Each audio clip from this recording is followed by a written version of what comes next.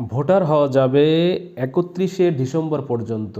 যারা বিগত দিনে ভোটার হতে পারেন নাই তাদের ব্যাপারে নতুন করে এই ভোটার হওয়ার একটা সুযোগ এসেছে বাংলাদেশে। যেহেতু আগামী নির্বাচনে নতুন করে ভোটার তালিকা প্রস্তুত করা হবে, বাংলাদেশে বিগত দিনে অনেক ভোটাররা এই প্রকৃত তাদের যোগ্য ভোটার হওয়া সত্ত্বেও তারা ভোটার হতে পারেননি।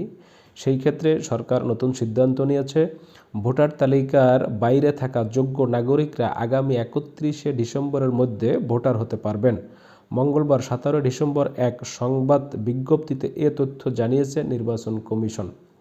অর্থাৎ এতে বলা হয়, ১ জানুয়ারি ২০০৭ বা এর আগে যেসব নাগরিকের জন্ম হয়েছে এবং আগের হালনাগাদে যারা বাদ পড়েছেন এবং অন্য কোনো কারণে ভোটার তালিকাভুক্ত হতে পারেননি, তারা সংশ্লিষ্ট উপজেলা বা থানা নির্বাচন অফিসে গিয়ে ভোটার হতে পারবেন।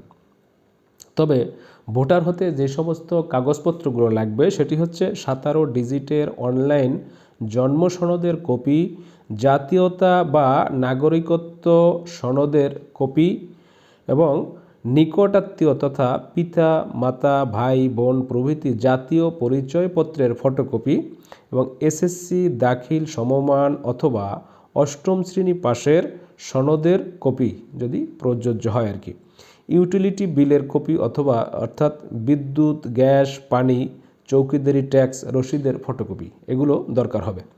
২০২৫ সালের ২ জানুয়ারি খসড়া ভোটার তালিকা প্রকাশ করবে নির্বাচন কমিশন। তবে চূড়ান্ত তালিকা প্রকাশ করা হবে ২ মার্চ। সবশেষ গত ২ মার্চ প্রকাশিত চূড়ান্ত ভোটার তালিকা অনুযায়ী ১২,১৮,০০,০০০-এর বেশি ভোটার রয়েছে। আগামী জানুয়ারিতে নতুন ভোটার যুক্ত হবে প্রায় ১৭ লাখ।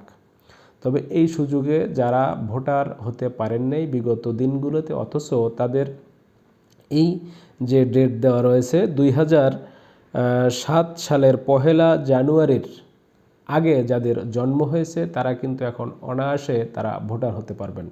এই নতুন এই ভোটারের যে সুযোগ তাদের জন্য এসেছে, সেক্ষেত্রে আমরা মনে করি যারা যারা ভোটার হতে পারেন নাই তারা এখন অবশ্যই ভোটার হয়ে নেবেন। কারণ বাংলাদেশের আপনি যে একজন নাগরিক, তার জন্য এই প্রমাণপত্র হিসেবে সবথেকে গুরুত্বপূর্ণ এই ভোটার আইডি কার্ড। এই কারণে আপনাকে অবশ্যই এই যথা সময়ের মধ্যে আপনার কাগজপত্র জমা দিয়ে স্থানীয় এই যে নির্বাচন যে কমিশন অফিস আছে সেখানে আপনারা এগুলো জমা দিয়ে অবশ্যই আশা করি এই ভোটার তালিকায় আপনার নাম অন্তর্ভুক্ত করবেন। ধন্যবাদ সকলকে।